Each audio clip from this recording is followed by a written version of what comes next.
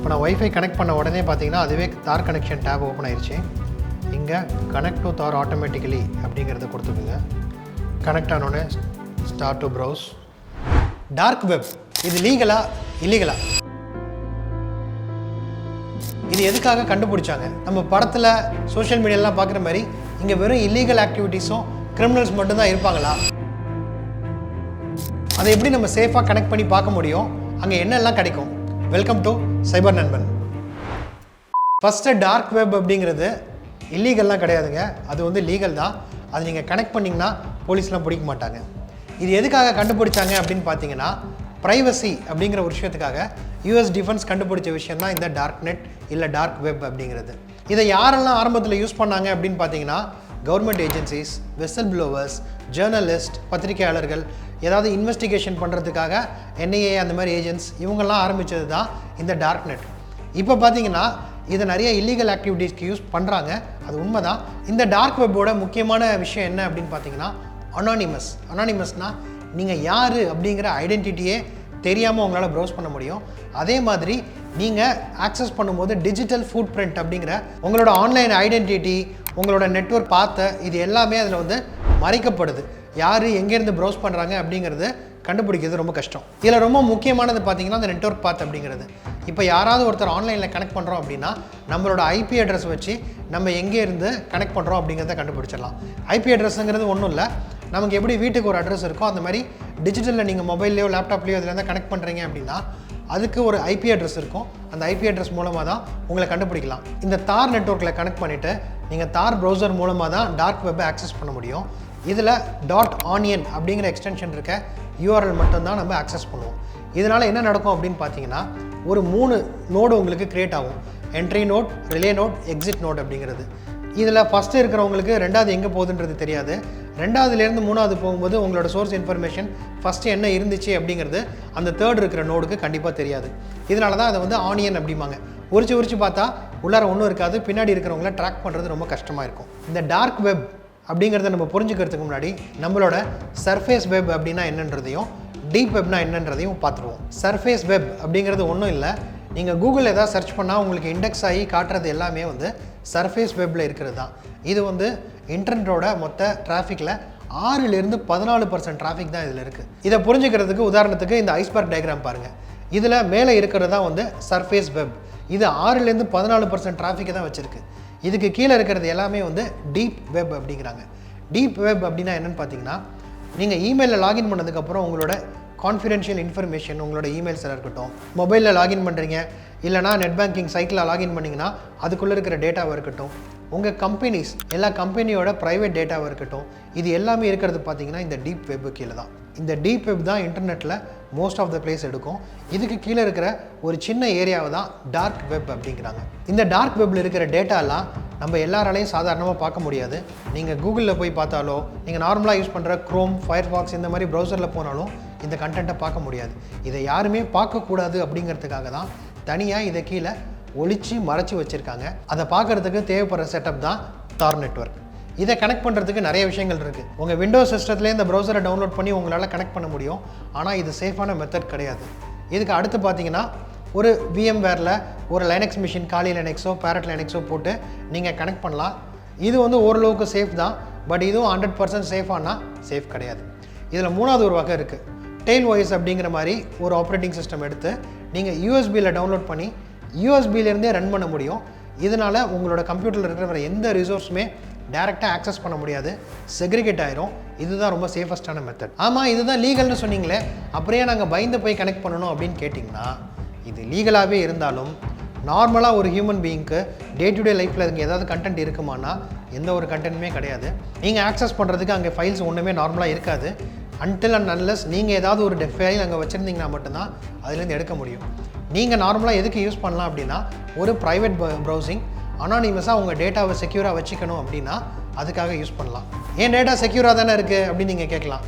தெரிஞ்சோ தெரியாமலோ, with our knowledge or without our knowledge, நம்ம டேட்டா எல்லாமே ஆல்ரெடி வெளியில் போயிடுச்சு. இது உங்கள் ISPலேருந்து போயிருக்கலாம், உங்கள் மொபைல் நெட்வொர்க் மூலமாக போயிருக்கலாம், உங்கள் பேங்க்லேருந்து, இன்சூரன்ஸ் கம்பெனிலேருந்து, உங்கள் ஒர்க் பண்ணுற ஆர்கனைசேஷன்லேருந்து எங்கே வேணால் போயிருக்கலாம். ஆனால் ஆல்ரெடி மேக்ஸிமம் டேட்டா லீக் ஆகி டார்க் நெட்டில் இருக்குது. இதுதான் உண்மை. அப்போது நீங்கள் இதை எதுக்காக யூஸ் பண்ணலாம் அப்படின்னா, நீங்கள் நார்மலாக உங்கள் சிஸ்டத்தில் ப்ரைவேட் ப்ரௌசர்ஸ் அப்படின்னு சொல்லுவாங்க, DuckDuckGo அப்படிங்கிற மாதிரிலாம் ப்ரௌசர்ஸ் நிறையா இருக்குது. இது யூஸ் பண்ணிங்கன்னா அது உங்கள் குக்கீஸ் இன்ஃபர்மேஷன், உங்கள் ஆன்லைன் டிஜிட்டல் ஃபுட் பிரிண்ட்ஸ்லாம் மேக்ஸிமம் சேவ் பண்ணாது. அங்கே நீங்கள் சேஃபாக இருக்கலாம். அது இல்லாமல் நீங்கள் ப்ரௌஸ் பண்ணணும், ஆனால் உங்களோட டிஜிட்டல் ஃபுட் பிரிண்ட் எதுவுமே நீங்கள் விடக்கூடாது அப்படின்னு நினச்சிங்கன்னா அப்போ இந்த டார்க் வெப் மூலமாக நீங்கள் ஆக்சஸ் பண்ண முடியும். ஆனால் வழக்கத்துக்கு மாறா நம்மளை பார்க்குற எல்லாருமே டார்க் வெப் பற்றி பேசுனீங்கன்னா முதல்ல கேட்குறது, டார்க் வெப்பில் இதெல்லாம் இருக்குமாமே, ஹிட்மேன்லாம் கிடப்பாங்களாமே, கரன்சி நோட்டு கன்னெல்லாம் கிடைக்குமாமே, அதெல்லாம் உண்மையா? இது எல்லாருக்கும் இருக்கிற க்யூரியாசிட்டி தாங்க. ஆனால் இதில் நிறைய ஆபத்து இருக்குது. அது என்னன்றதை முதல்ல சொல்லிடுறேன். டார்க் நெட்டில் பார்த்தீங்கன்னா இவங்க எல்லாரும் சொல்கிற மாதிரி, படத்தில் காட்டுற மாதிரி கன்று வைப்பாங்க, ஹிட்மேன் இருப்பாங்க, fake currency note, hacking tools, virus, warm, என்ன கேட்டிங்கனாலும் அங்கே கிடைக்கும் அப்படிங்கிறது தான் பிலீஃப். ஆனால் இது உண்மையா அப்படின்னா இது ஒரு அளவுக்கு உண்மை தான். ஆனால் இதை நீங்கள் டைரெக்டாக ஆக்சஸ் பண்ண முடியுமானா ரொம்ப கஷ்டம். நீங்கள் போய் ஆக்சஸ் பண்ணி அங்கே ஒரு சர்ச் என்ஜின் இருக்குது, அந்த சர்ச் என்ஜின் மூலமாக நீங்கள் போய் கண்டுபிடிச்சிங்கன்னா அவங்க அந்த ஆனியன் யூஆர்எல் சேஞ்ச் பண்ணிக்கிட்டே இருப்பாங்க. மேக்ஸிமம் நீங்கள் போய் லேண்ட் ஆகிற பேஜ் பார்த்தீங்கன்னா ஒன்று ஸ்கேமர்ஸாக இருப்பாங்க. அவங்க என்ன பண்ணுவாங்கன்னு பார்த்தீங்கன்னா, நீங்கள் ஏதாவது வாங்கணும் அப்படின்னு பே பண்ணிங்கன்னா அவங்கக்கிட்டேருந்து உங்களுக்கு பொருள் வராது, காசை ஏமாற்றிட்டு போயிடுவாங்க. இல்லை அப்படின்னா ஒரு கவர்மெண்ட் ஏஜென்சியாக இருக்கலாம், இல்லை போலீஸாக இருக்கலாம், டார்க் நெட்டில் யாரெல்லாம் இல்லீகலாக ப்ரௌஸ் பண்ணுறாங்க அப்படிங்கிறத பார்க்குறதுக்காக அவங்க விரித்து வச்ச ஒரு வலையாக இருக்கலாம். நீங்கள் அதை கிளிக் பண்ணிங்கன்னா உங்களை அவங்க அரெஸ்ட் பண்ணுறதுக்கு ஒரு எவிடன்ஸ் க்ரியேட் ஆகும். அதனால இது ஆபத்தானது. இங்கே டிரான்சாக்ஷன் பண்ணுறது எல்லாமே பார்த்தீங்கன்னா உங்கள் கிரெடிட் கார்டு, டெபிட் கார்டு வச்செல்லாம் பண்ண மாட்டீங்க, கிரிப்டோ கரன்சிஸ் வச்சு தான் பண்ணுவீங்க. இந்த கிரிப்டோ கரன்சிஸ் மூலமாக டிரான்சாக்ஷன் பண்ணுறதுல என்ன பிரச்சனை அப்படின்னு பார்த்தீங்கன்னா, நீங்கள் யாருக்காவது பணத்தை போட்டுட்டிங்கன்னா அந்த பணம் யாருக்கு போச்சு, எப்படி போச்சுன்னு உங்களால் பேக் ட்ராக் பண்ண முடியாது. அவங்க உங்களை ஏமாற்றிட்டாங்கன்னா தலையில் துண்டை போட்டுட்டு நம்ம உட்கார வேண்டியது தான். இப்போ டார்க் நெட்டில் இருக்கிற ஆபத்தை பற்றி நான் சொல்லிடுறேன். இந்த டார்க் வெப் லீகலாகவே இருந்தாலும் நீங்கள் கனெக்ட் பண்ணுறீங்க அப்படின்னா போலீஸ் டிபார்ட்மெண்ட்டும் கவர்மெண்ட் ஏஜென்சியும் உங்களை மானிட்டர் பண்ணுறதுக்கு வாய்ப்புகள் ரொம்ப ஜாஸ்தி. ஏன் அப்படின்னா நீங்கள் எதாவது இல்லீகல் ஆக்டிவிட்டீஸ் பண்ணிங்கன்னா அவங்களால உங்களை ஈஸியாக பிடிச்சிட முடியும். அதனால் நீங்கள் கனெக்ட் பண்ணுறீங்கன்னா நீங்கள் அவங்க ரேடாரில் வருவீங்க அப்படிங்கிறத முதல்ல ஞாபகம் வச்சுக்கிங்க. ரெண்டாவது, நீங்கள் ஒரு ப்ராப்பரான டெக்கியாக இல்லாமல் அரைகுறையாக தெரிஞ்சுக்கிட்டு டார்க் வெப் ஆக்சஸ் பண்ண போனீங்கன்னா அது உங்களுக்கே பிரச்சனையாகலாம். இதுக்கு எக்ஸாம்பிளுக்கு ரியல் வேர்ல்டில் பார்த்தீங்கன்னா ஒரு ஜெயிலுக்குள்ளே போகிறீங்க, இல்லை கிரிமினல்ஸ் நிறையா இருக்கிற இடம், டெரரிஸ்ட்டாக இருக்கட்டும், பாம்பு வச்சவங்க, கொலை பண்ணவங்க, அந்த மாதிரி எல்லோரும் இருக்கிற ஒரு இடத்துக்கு போனீங்கன்னா உங்களுக்கு பயமாக இருக்குமா, இருக்காதா? ஏன்னா அவங்களால உங்களுக்கு என்ன ஆபத்து வேணால் நடக்கும். அப்போ என்ன பண்ணுவோம், அந்த மாதிரி இடத்துக்கு நம்ம போக மாட்டோம். போனால் ஒரு பாதுகாப்போடு போவோம், இல்லை டிஸ்கைஸ் பண்ணி நம்ம யாருன்னே தெரியாமல் மாறு வேஷத்தில் நம்மளும் அவங்கள போய் என்னென்னு பார்க்குறதுக்காக போவோம். அந்த மாதிரி ஒரு இடம் தான் டார்க் வெப். அப்போ நீங்கள் அங்கே போகணுன்னா ஒரு ப்ராப்பரான செக்யூரிட்டி செட்டிங்ஸ் இல்லாமல் நீங்கள் உங்கள் சிஸ்டத்தை அப்படியே கனெக்ட் பண்ணிங்கன்னா அது உங்களுக்கே திரும்ப பிரச்சனை ஆயிரும். அங்கே அவங்க ஒரு வார்ம் இன்ஸ்டால் பண்ணலாம், ஏதாவது ஒரு ஜாவா ஸ்கிரிப்டை ரன் பண்ணி விட்டுடலாம், இல்லை உங்களோட டேட்டாவை ஆக்சஸ் பண்ணிடலாம், உங்கள் கேமராவை ஆக்சஸ் பண்ணலாம், என்ன வேணால் பண்ணலாம். ஸோ அப்போ அந்த வாய்ப்புகள் கொடுக்காம நீங்கள் அங்கே ஏதாவது போய் பார்க்கணுன்னா செக்யூர்டாக போகணும். மூணாவது, இது என்னென்னு தெரிஞ்சுக்கிற ஒரு எஜுகேஷனல் பர்பஸ்க்காக போகிறதா இருக்கட்டும், இல்லை ஒரு ப்ரைவேட் ப்ரௌசிங்க்கு போகிறதா இருக்கட்டும், அதுக்காக மட்டும் நீங்கள் யூஸ் பண்ணிங்கன்னா கரெக்டாக இருக்கும். ஆனால் அங்கே போய் நீங்கள் ஏதாவது ஒரு இல்லீகல் ஆக்டிவிட்டி பண்ணணும் அப்படின்னு முடிவு பண்ணினீங்கனாலே உங்களுக்கு அது பிரச்சனையில் முடியுன்றதை மறந்துடாதீங்க. ஏற்கனவே சொன்ன மாதிரி ஒன்று ஸ்கேமர்ஸ் கிட்ட மாட்டுவீங்க, இல்லைனா போலீஸ் கிட்ட மாட்டுவீங்க. கரெக்டான ஒரு லிங்க்கில் போய் நீங்கள் ஏதாவது ஒரு பொருள் வாங்கலான்னா அதுக்கு வாய்ப்பு ரொம்ப கம்மி. ஏன்னா இது எல்லாமே ஆர்கனைஸ்ட் ஹேக்கிங் குரூப்ஸ் அப்படின்னு சொல்கிற ஒரு ஸ்டேட் வைஸ் ஹேக்டர்ஸ். அவங்கெல்லாம் ஏற்கனவே தெரிஞ்ச லிங்க் மூலமாக அவங்களுக்குள்ள டிரான்சாக்ஷன்லாம் நடக்கும். மிச்சப்படி இருக்கிற எல்லாமே பார்த்தீங்கன்னா அங்கே ஸ்கேமிங்கும் ஃபேக் யூஆர்எல்ஸ் தான். அங்கே போய் மாட்டிக்காதீங்க. சரி, இப்போ அந்த தார் நெட்வொர்க் கனெக்ட் பண்ணுறதுக்கு சேஃபான மெத்தட் அந்த டெயில் வாய்ஸ் அப்படின்னு சொன்னேன். அது எப்படி கனெக்ட் பண்ணலாம், உள்ளே போனால் என்னெல்லாம் இருக்குங்கிறத நம்ம பார்ப்போம். ஜென்ரலாகவே உங்கள் ப்ரைவசியை இம்ப்ரூவ் பண்ணுறதுக்கு உங்கள் லேப்டாப்பில் இந்த மாதிரி ஷட்டர் பட்டன் இருந்தால் கேமராவை தேவையில்லாதப்போ ஆஃப் பண்ணி வச்சுருங்க, இல்லைனா ஒரு சின்ன ஸ்டிக்கர் ஒட்டி வச்சுருங்க. இதுதான் டெயில்ஸ் வாய்ஸோட வெப்சைட். இதில் நீங்கள் யூஎஸ்பிக்கு மட்டும் தேவைப்படுற ஒரு வெர்ஷனை டவுன்லோட் பண்ணிக்கலாம்.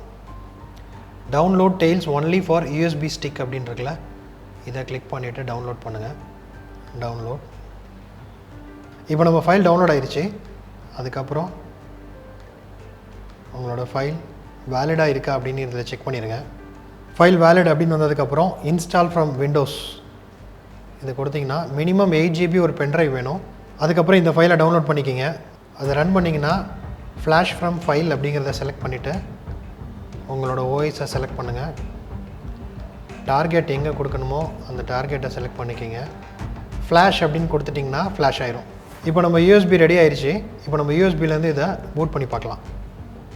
இப்போ நான் போய் ரீஸ்டார்ட் கொடுக்கும்போது என்னோடய பூட் மெனுவில் F12 இல்லைனா delete பட்டன் அமுத்துனீங்கன்னா உங்களுக்கு பூட் ஸ்க்ரீன் வந்துடும்.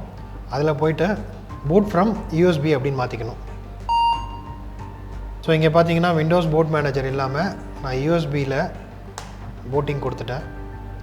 ஸோ என்னோடய டெயில்ஸ் வாய்ஸ் இங்கே லோடாக ஆரம்பிச்சிருச்சு. இப்போ என்னோடய ஹார்ட் டிஸ்க் எதுவுமே இது யூஸ் பண்ணல, எல்லாமே என்னோடய யூஎஸ்பியிலேருந்து தான் ஓடுது. ஸோ என்னோடய சிஸ்டம் கம்ப்ளீட்டாக செக்ரிகேட் ஆயிடுச்சு. இப்போ நான் வைஃபை கனெக்ட் பண்ண உடனே பார்த்தீங்கன்னா அதுவே தார் கனெக்ஷன் டேப் ஓப்பன் ஆயிடுச்சு. இங்கே கனெக்ட் டு தார் ஆட்டோமேட்டிக்கலி அப்படிங்கிறத கொடுத்துக்குங்க. தாருக்கு பிரிட்ஜ் இல்லாமல் கனெக்ட் ஆகுது. கனெக்ட் ஆனோடனே ஸ்டார்ட் டு ப்ரௌஸ். ஸோ இப்போ கனெக்ட் ஆகிடுச்சு. ஃபஸ்ட்டு நீங்கள் என்ன பண்ணணும் அப்படின்னு பார்த்தீங்கன்னா இந்த ஷீல்டை ஓப்பன் பண்ணி செட்டிங்ஸ் ஸ்டாண்டர்டில் இருக்கிற உங்கள் செக்யூரிட்டி லெவலை சேஃபஸ்ட்டுக்கு மாற்றிடுங்க. இதனால் என்ன ஆகும்னு பார்த்தீங்கன்னா எந்த ஒரு ஜாவா ஸ்கிரிப்ட் இமேஜஸ் எதுவுமே உங்களுக்கு வராது. நீங்கள் கொஞ்சம் சேஃபாக இருப்பீங்க. இதில் நீங்கள் நார்மல் URL .com .org எல்லாமே ப்ரௌஸ் பண்ண முடியும். இது இல்லாமல் ஆனியனும் ப்ரௌஸ் பண்ண முடியும். ஸோ இப்போ ஆனியன் சைட் ஏதாவது ப்ரௌஸ் பண்ணணும் அப்படின்னா நமக்கு அங்கே கூகுள் மாதிரி இங்கே நிறையா சர்ச் இன்ஜின் இருக்குது. அதில் ஒரு ஃபேமஸ் சர்ச் இன்ஜின் தான் இது. ஸோ இதோட ஆனியன் சர்வீஸ்க்கு நம்ம கனெக்ட் பண்ணிக்கலாம். நார்மல் ப்ரௌசிங்கை விட இது ரொம்ப ஸ்லோவாக இருக்கும். காரணம் என்னென்னு பார்த்தீங்கன்னா இங்கே நோடு ஜம்ப் ஆகிட்டே இருக்கிறதுனால தான். ஸோ இங்கே பார்த்தீங்கன்னா .onion URLக்கு நம்ம மாறிட்டோம். ஸோ இங்கே ஃபேஸ்புக் அப்படின்னு கொடுத்து பார்ப்போம். ஃபேஸ்புக்குக்கும் ஒரு ஆனியன் சைட் இங்கே இருக்குது. உங்கள் ஃபேஸ்புக், அமேசான், கூகுள் எல்லாத்துக்குமே ஒரு ஆனியன் சைட் இங்கே இருக்குது. இதுதான் ஃபேஸ்புக்கோட ஆனியன் URL. இங்கே டிஃபால்ட்டாக யூஸ் பண்ணுற சர்ச் இன்ஜின் எதுன்னு பார்த்தீங்கன்னா DuckDuckGo. இது வந்து ஒரு ப்ரைவேட் சர்ச் இன்ஜின். இந்த சர்ச் இன்ஜின் மூலமாக தேவையில்லாத ஏதாவது சர்ச் பண்ணி பிரச்சனையில் மாட்டிக்காதீங்க. ஸோ இந்த டெயில் ஓஎஸோட அட்வான்டேஜ் என்ன அப்படின்னு பார்த்தீங்கன்னா நீங்கள் பவர் ஷட் டவுன் பண்ணிட்டீங்க அப்படின்னா நீங்கள் என்னெல்லாம் ப்ரௌஸ் பண்ணிட்டு இருந்தீங்களோ எல்லாமே டெலீட் ஆயிரும். எந்த ஃபைல், எந்த டேட்டா எதுவுமே இல்லாமல் திரும்ப நீங்கள் பூட் பண்ணிட்டு வரும்போது அது ஃப்ரெஷ்ஷாக இருக்கும். ஸோ டார்க் வெப் அப்படிங்கிறது பார்த்தீங்கன்னா இல்லீகல் ஆக்டிவிட்டீஸ்க்காக கண்டுபிடிச்சது கிடையாது, நம்ம ப்ரைவசிக்காக கண்டுபிடிச்ச ஒரு விஷயம் தான் டார்க் வெப்.